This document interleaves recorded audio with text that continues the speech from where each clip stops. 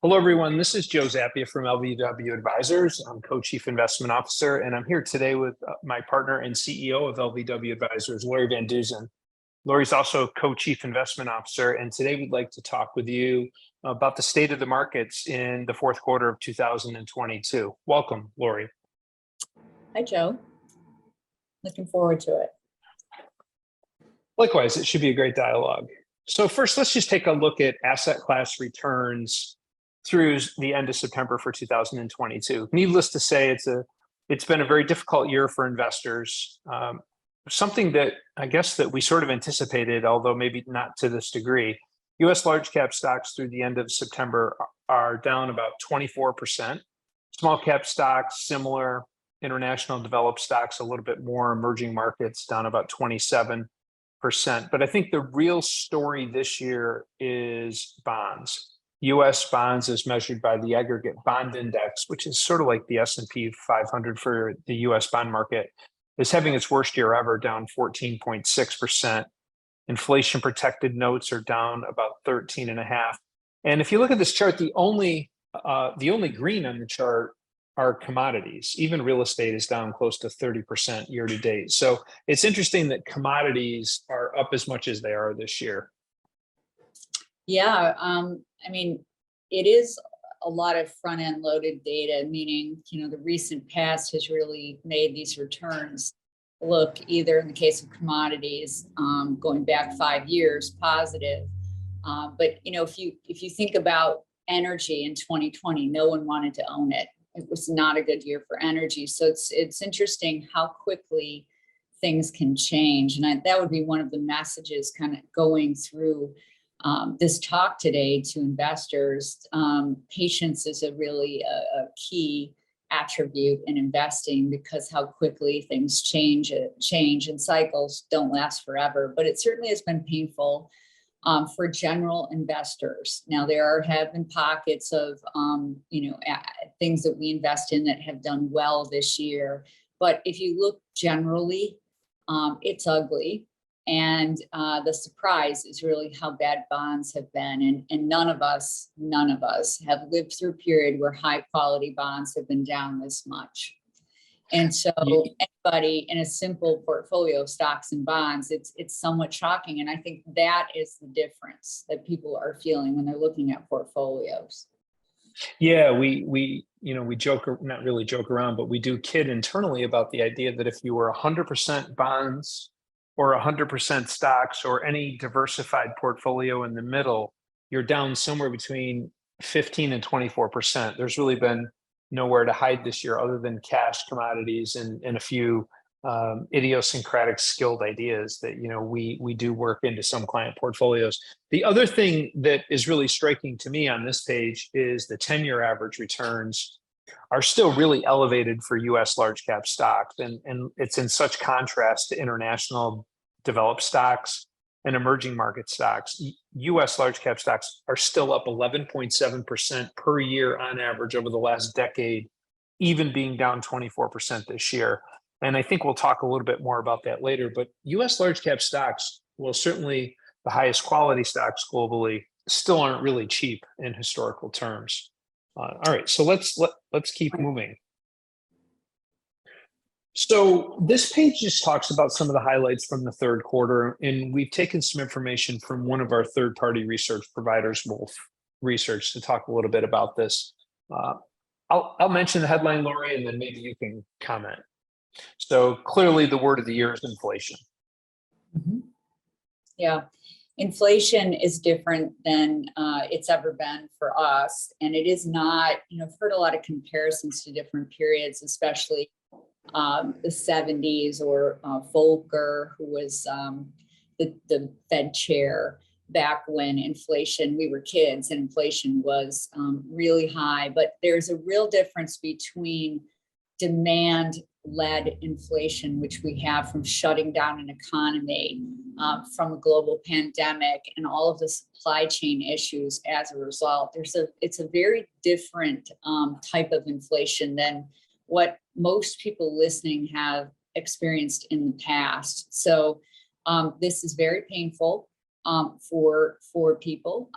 It is real, but a lot of it, I believe, will be. I believe we're past peak inflation. It's super interesting if you kind of pull it apart, and we're starting to see this kind of deceleration in inflation based on supply chains kind of opening up and some of the Fed actions already. Yeah, and we'll show that in a couple of charts. And I think that that is a perfect lead into bullet point two, and that's the Fed outlook. The Fed seems pretty darn determined to raise short-term rates to the point of whatever the maximum pain is that the markets can withstand. I sort of have the sneaking suspicion that Powell doesn't want to be known as having run the Fed that didn't stop inflation. Yeah, no doubt he's been pretty clear about his position.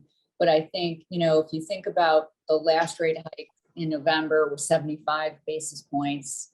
If you look at the 2-year treasury yield, and you and I talk about this, it implies there's 150 basis points in rate hikes already priced in. So will the Fed slow down? Will they start to look around and see the impact of these 6 consecutive rate hikes, 25, 50, 75, 75, 75 in November? That's a lot of rate hikes. Will they decelerate to 50 in December, or will Powell keep the pedal to the metal, so to speak, because he is really focused on inflation? Now, you and I've talked about this too. I think there is this risk, and it's a very real risk. Employment is very good. And I think there's a real risk that by driving inflation, interest rates too high to combat inflation, we create an unemployment situation, which is not really palatable, especially for those at the lower end of the wage spectrum. So it's a really interesting balancing act. It's really tough. And will the Fed be able to continue to, hike rates and not, tip us into recession, which I guess is the next bullet point. That's right. And Powell, in his most recent press conference, said that the path was getting more narrow in a sense of navigating a soft landing as compared to putting the economy in recession. And there's all kinds of historical anecdotal evidence that whenever the economy is below 5% unemployment and above 5% inflation, the only way that that's been stopped is with a recession. The yield curve is inverted and it's pricing a recession. My own opinion is I think it's a foregone conclusion that we're either going into a recession or we're actually in some form of technical recession. Right now, I think the key is how much of it's been already discounted by markets and how steep, how shallow or how deep is that recession. But either way, the LVW focus is obviously to be opportunistic and to look for ways to make money in this kind of environment. But I would say, and I think you agree, on balance, we believe it still makes sense to, on balance, be slightly more defensive than we have been in the past. Yes, but stocks will bottom before earnings do. So it's a really useful measure to be patient, but also understand that stocks are a discounting mechanism. And so by the time a recession is called, stocks will be moving ahead. At least that's been our experience throughout our investing careers. And I don't think there's any reason to think this part of it will be different. As you said, what's priced in, that's the difficult part. We don't know how bad of a recession. I think, this corridor of being able to keep the economy growing is a very narrow one. And that I think we are probably in a recession as we speak, based on looking at many different indicators. One of the interesting things, and I'll stop here, but GDP at 2.6% was kind of a one-off. Like if you back off petroleum and products, that's not expected to repeat. And if you really take a look at GDP, it was actually would have been negative otherwise. So I think we're in a decelerating economy, but I also think there are risks, and we want to stick with the basics and stick with fundamentals. And we'll talk a little bit about that. Yeah, so let's go through a handful of these charts. A lot of this we've talked about, but we'll provide a visual aid that backs up some of the things that we've already said. So as I said in the beginning, the word of the year is inflation. This is a chart that goes back to 2017 that stacks the different components of the consumer price index. And if you notice that, obviously, beginning in 2021, really up until more recently, we've seen CPI spike pretty dramatically to over 8, almost 9%. It's moderating back down now in the most recent report to closer to 8%. But you can see from this, a huge component of this inflation has been energy, at least more recently. And of course, the services part of the economy, as we know, is really hot, and that's also played a pretty big role. But this explains why the Fed is being as aggressive as they are. What you and I have talked about and we worry about is the CPI is in some ways a backward-looking indicator. And so we have a couple of charts in here to share, and I'll let you sort of talk about some of the leading indicators that we think are more important things to look at. Yeah, I mean, if you just look at this visually, you can see things are rolling over. So wages have peaked, the labor market is softening. There are signs of disinflation, and while it will likely continue to be choppy, many of these things that we look at, from rents to wage growth to all the sentiment indicators, which are not on here, they're all showing a trend towards softening. The most recent survey of CEOs was the worst sentiment survey we've seen in 37 years. So I think there are a lot of signs that peak inflation is probably behind us. And also the sentiment indicators are pretty negative, both around the economy, but also around the markets, Joe. So I'm not sure what exactly the next slide is, but I think it's important for people listening to understand that you're never going to price in, you're not going to, invest at the bottom of the market, and we're not going to be able to call the end or beginning of a recession. And Absolutely. things are a lot cheaper than they were a year ago. And generally speaking, sentiment is pretty negative. Managers are crowded into cash and out of equities, and you'll show, I think, some of this, but there have been record outflows of stocks and bonds. Outflows of bonds have been, dramatic. Bonds, bond funds, and investors are now, I follow somebody called Tom Hayes, and I think you do too. And I like to look at some of the charts he puts together from all over the street. And he had a chart out yesterday that showed that investors are now 3 sigma underweight equities.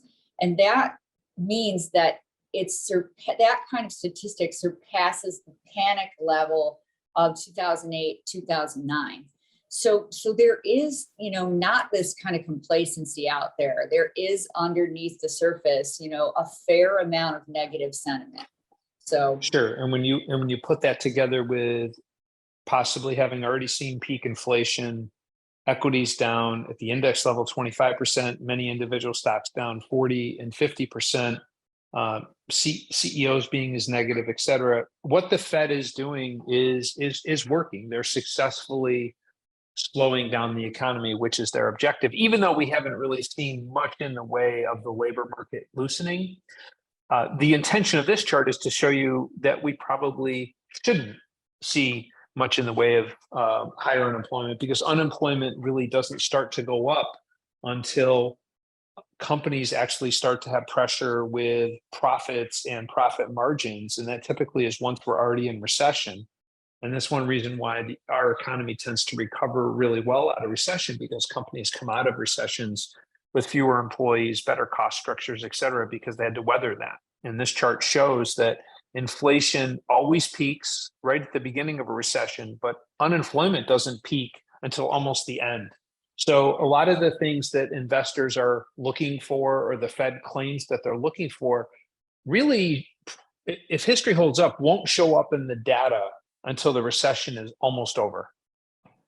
Right. Yeah. Two-year Treasury yields have historically been a really good proxy for where the financial markets, which we believe are good discounting mechanisms, where financial markets believe that inflation and or the Fed will be looking out a year or a year and a half. The Fed is already at 4% on Fed funds, and the two-year Treasury right now is at 470, 475. And that would suggest that the Fed is probably getting to the point where they're almost done raising rates. Another, as you said, maybe 50 basis points in December, maybe another 25 in January. And then they probably, if nothing changes, they probably just stop and stay there and let the market and economy and businesses adjust to this higher rate structure. Right. And there's definitely some implications of that. For sure, the higher cost of capital, it's not a pivot, it's a pause, or it's a stopping of increases, but it still has implications, certainly for valuations, right? Yeah, like real estate, for example, changes your ability to use leverage on purchasing or developing commercial properties. If your cost of capital goes from 2 to 5 or 2 to 6, it changes what you're willing to pay for that underlying property. So certainly the cost of capital matters. Last year, I know you and I were joking that we said that people were getting too rich, too fast, too easy because there was no cost of capital. So in other words, there was no you didn't really have to think about what your money was costing you when you were deciding to take risk. Now you need to weigh your cost of capital with the risk you're willing to take. And that probably long-term is healthy for our economy. Yeah, I agree. And as I kind of said many times to myself and to you, I think this kind of back to basics environment, fundamental investing matters. We don't have to get complicated in things that are pretty straightforward and simple. We'll talk about that, like fixed income right now is looking pretty attractive, especially if we do think inflation has peaked and the Fed is nearer to the end than the beginning. There are some basic fundamental things that as investors we should be looking at in both the bond market and basic fixed income, but in equity investing,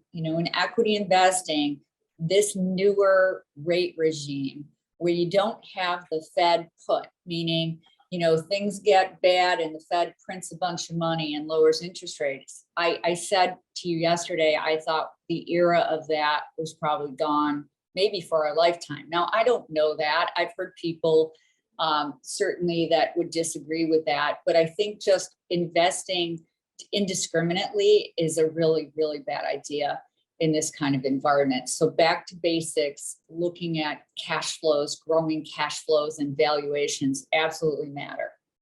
Right. Absolutely. So let's talk a little bit about the broad US equity market. This is a chart that just shows the S&P 500 at various inflection points going all the way back to the mid 90s. And I think the key here is in the upper right-hand corner on January 3rd of 2022, which is the first trading day of this year, the S&P 500 traded at 21 and a half times forward earnings. And if you look back historically, that ranks as one of the highest starting PE ratios for the S&P 500 at the beginning of any calendar year in history. There's a couple of periods where it was higher.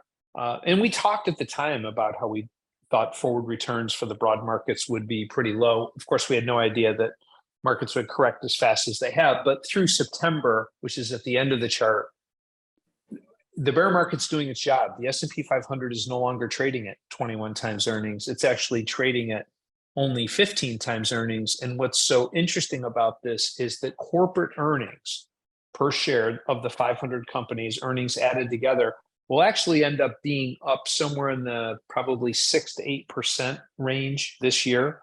So think about that. We had positive earnings growth for the year on the S&P 500, but yet it's down 25%. So the market's gotten cheaper in two ways. Obviously, price drop, but also earnings have increased. And that in general has created a better environment, of course, for stock pickers to find good opportunities in the market. I'll go to this chart, Lori, and then you can comment on this a little bit. But the bear market's doing its job. This is just a long look at average PE ratios, and you can see when the dark line is high at 21 or 22 times earnings, that historically has been one of the more expensive periods of the market. You're talking about one standard deviation over the average. And today the market is trading at about 15 times. It's a little bit below the 25-year average. But I think it's important to point out it's not at the point where it looks like equities are completely washed out or their stocks are great value. Yeah, so that's a good point. And again, getting back to this concept of a Fed put, like we're just going to be rescued by the Fed, that's no longer the case. And if you think of the environment we're in, earnings are still too optimistic going forward, earnings forecasts. We've talked about that. And companies have to navigate an extremely difficult environment where demand is slowing, cost pressures persist. They're not going to go away overnight. Margins will contract. And in this environment, back to basics, fundamentals matter. Companies at reasonable valuations that have clean balance sheets are, growing cash flows. You can kind of stress test those. Those are the kinds of things you still want to own. We've always owned them, but I think, what has been really kind of frustrating in a way is to see these indiscriminate markets that we've had over the last couple of years because of all the liquidity. And investing is not supposed to be easy. It's not easy. And so I think, the message here is it isn't at the top cheap, the market. It could get cheaper. We don't know if, when, or how deep this recession is going to be. If it's deeper, then what the market is discounting now, stocks will go lower. It's really important to be disciplined and use fundamentals and be invested in high quality companies in the equity market for sure. Yep, absolutely. So I'm going to skip past a couple of slides just to get to a couple of the key points we talked about. By the way, this slide deck will be available to anybody that would like to get a copy of it after you watch or listen to this. This is sort of what we talked about a little bit, that we're beginning to see earnings estimates come down. But as Lori talked about, on the far right side of this chart, it shows analyst estimates for the S&P 500 for the third quarter of 2023 and the fourth quarter of 2023. And while these estimates have come down 2 to 4% from where they were a year ago, they still point to higher earnings. And what this means is that bottoms up, when analysts are talking to companies and companies are providing their forecasts, companies are still expecting to show positive earnings growth in the second half of 2023. Now, that's a great thing if inflation comes down naturally and the Fed is able to stay at whatever rate they decide to stop at, but it will be a bad thing if inflation stays elevated and corporate profits remain elevated as well, because that'll mean the Fed will probably have to go farther. And that's not any kind of prediction. It's just a statement about how we think things might play out. Right. So let's just take a look at the typical market declines. We love to show this chart just to remind investors that if you go back over long periods of time, the S&P 500 or the stock market averages about one intra-year drop of about 14% a year. Almost all the time do we see these kind of corrections, and about once every 2 years we see a correction of greater than 20%. So this year, all the way to the right, the red dot shows that the S&P 500 through September is down about 25%. This is obviously a difficult year, but it's in no way the worst year. And we've seen plenty of negative years since 1980. I think that the bigger story, and you talked about this earlier, and I think it's an important point, is the bond market. This chart here goes back to 1976, which is basically when Bloomberg began tracking the US aggregate. And this is the single worst year for the aggregate index for bonds. And not by a narrow margin, by a factor of 5. The worst year for bonds prior to this was sometime in the early to mid 90s. And if you remember I think it was 1994 when we saw bond markets have an awful year. But this year they're down 15%, and nothing even compares. We did some work internally. You have to go all the way back to the Civil War to find a bond market like this one. Right. And I think I would say that it's important, that our clients look at a chart like this and know when you're looking at a portfolio of really high quality bonds, these are mark-to-market losses. If you own the bond will likely mature, especially if it's a US Treasury or a high quality municipal. And you won't see losses like this, but it's really hard to take a look at your portal or your statements and see mark-to-market losses on the things that are supposed to be stable in the portfolio. I think one of the messages I would like to convey to folks that are listening is that we think the negative correlation between stocks and bonds will come back fairly soon, meaning stocks, when there are periods of uncertainty or downside volatility, bonds typically act as a stabilizer or can have positive returns. I think that this has been the unusual story of this year, and I think everybody knows why. But this is not something that's going to persist forever, in my opinion. Absolutely. And as you said, most of these existing bonds are trading at big discounts because they're mark to market. They'll mature at par. And for people that are investing in new fixed income today, they're locking in and clipping coupons of some of the highest yields that we've seen in 15 years. 2-year Treasury bonds yielding almost 5%, high quality corporate bonds yielding 5.75% to 6%. And then tax equivalent yields on municipal bonds of intermediate maturities are 6.5% to 7% today. So finally, the safe part of the portfolio will experience some positive yields. And I think that's probably would be point number one in terms of opportunities that we're seeing. And then I think I'll talk a little bit about the stock market and the opportunity that we see there.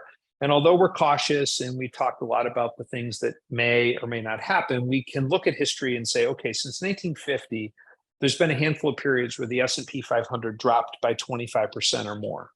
And what we know is in those environments, had you purchased stocks or added to your portfolio or rebalanced, however you add to your equity weight, 1 year later, after the market was down 25%, on average, the market was up almost 22%, with several periods that were up greater than 30%, one period that was up over 50%. And after 3 years, the S&P 500 is up more than 36, and after 5 years, 83%. So the moral of the story is that it makes a lot of sense when the market's down 25%. You can't time the bottom. You may or may not be early when you do this, but by buying high quality equities when their prices are 25% lower than they were at the beginning of the year, historically has been a good time to add. Yeah, no doubt. You're not going to time the bottom, but if you start wading in now and rebalancing, it is the single best thing to do to compound and grow capital over time.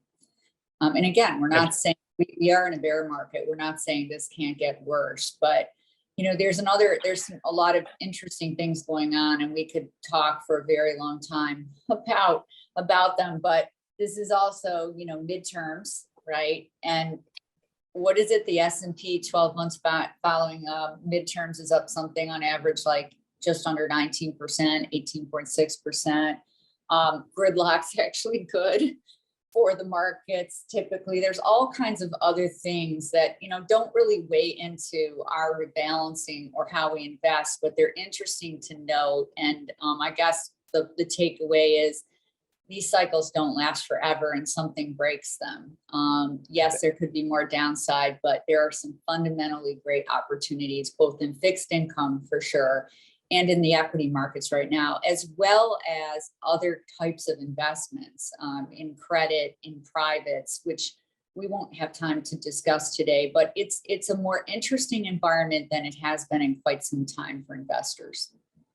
Yeah, absolutely. And I'll just spend just a minute on this chart just to talk a little bit more about what we showed on the last chart in terms of adding to equities when they're down 25%. The reason why this chart's interesting to me, Lori, is because this chart says that if you buy stocks when they're down 25%, on average, you're going to be about 120 days early from the bottom.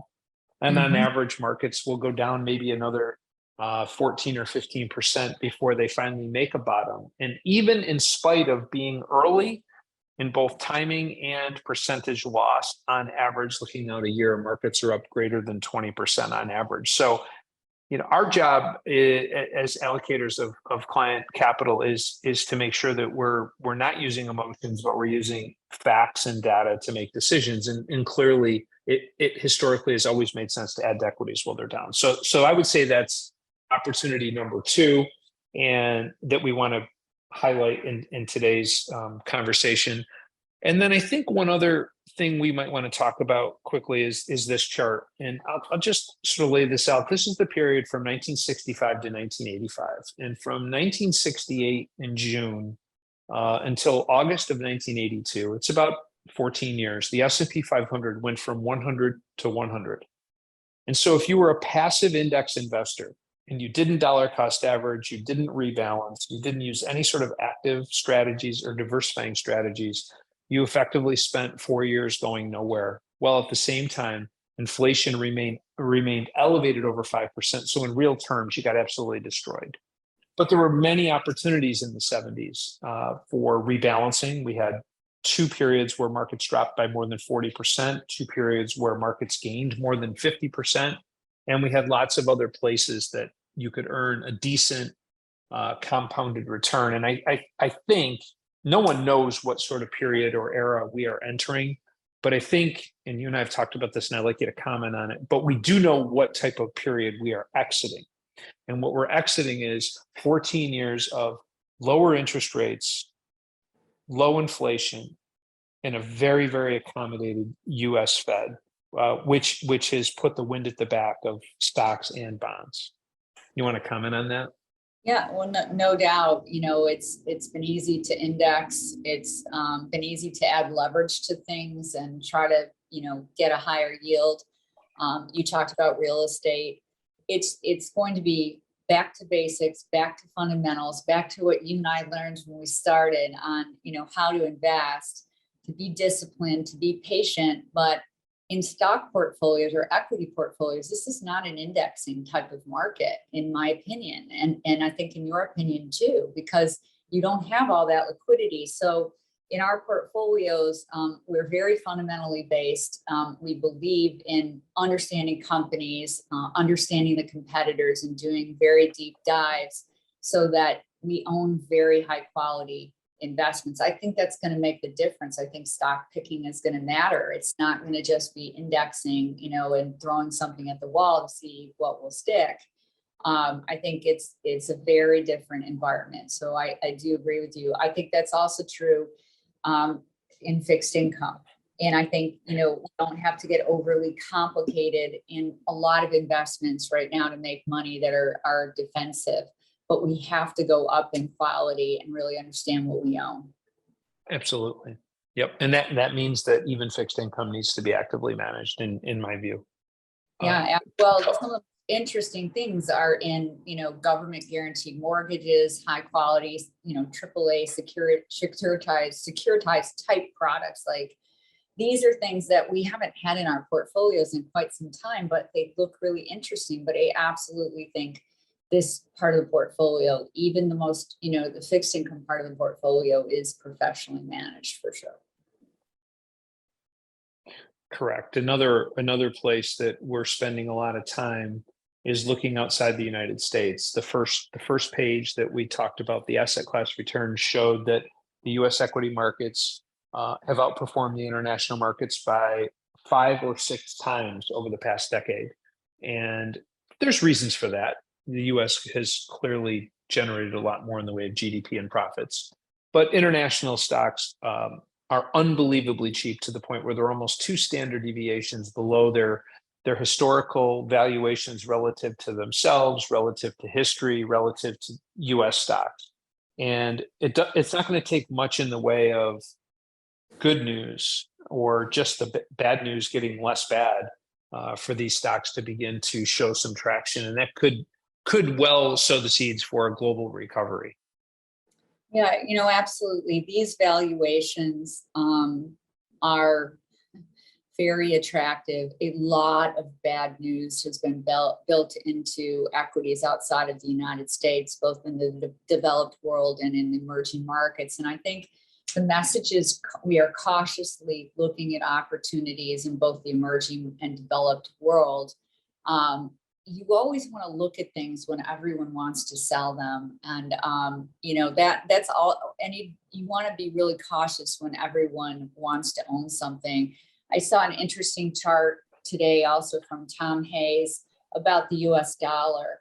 And, it's the most, as we say in this business, crowded trade, meaning, if you go back through, previous cycles, the US dollar is very expensive in terms of valuation. And so that cycle will give too, and that will be very helpful to these companies outside of the US. So it never pays to be too negative. And when things start to look like this, the contrarian thing to do is to start adding or looking for opportunities in investments that have been largely discounted that no one wants to own. Absolutely. Could not agree more. And I think your summary is great. So let's just sort of wrap all this up. We can walk through these points. I'll start, Lori, and then I'll let you finish. We think that even though we may have seen peak inflation, we're likely to see higher interest rates and higher inflation than we've seen over the past 10 or 15 years, maybe 3%, maybe 4%, maybe a touch higher longer term. And I think that will probably can lead to continued volatility in the equity markets, but volatility creates opportunities. I think that we already talked about recession. Lori thinks we're probably already in one or almost in one. I tend to agree. But the most important thing is that you have to remember stocks in recessions aren't connected at the hip. We're not going to declare a recession. The government won't declare a recession and then stocks will drop. Stocks have already dropped in anticipation. So it's quite possible that stocks will bottom when the news is still getting worse. And, that's why we think it makes sense to continue dollar cost averaging and add to stocks with a focus on companies with good free cash flow, as Lori said, strong balance sheets. And finally, we can do the simple stuff to take advantage of higher interest rates in portfolios. Yeah, absolutely. And, the tax loss harvesting in our case, in most portfolios, has been done, but it's a very effective tool. We hate to take losses, but it's a very effective and efficient thing to do in a year like this year. And I guess, my main takeaway from our talk today, Joe, is back to basics. We don't need a lot of complexity in the fundamental parts of our portfolio, but we need true and solid investing, and that requires patience and time. And we have to deal with short-term unrealized losses until the market comes along, and it will. And cycles will end, and no one ever calls them well. And I think you pointed out some really good things today about not trying to time the bottom, staying constructive, rebalancing. So really good talk today. Thank you. Appreciated it. Yeah, no, thank you. This is great. And for everyone listening, you can expect that Lori and I will be doing this on a regular basis, and we would love your feedback. And we'll get to the fun stuff now before I wrap. The opinions expressed during today's recording may or may not be the views of LVW advisors, and clients may or may not hold things in their portfolios that we talked about today. Lori, I really thank you for taking the time to talk with me, and I think that this is really great, and we look forward to everybody's feedback. Thank you, Joe.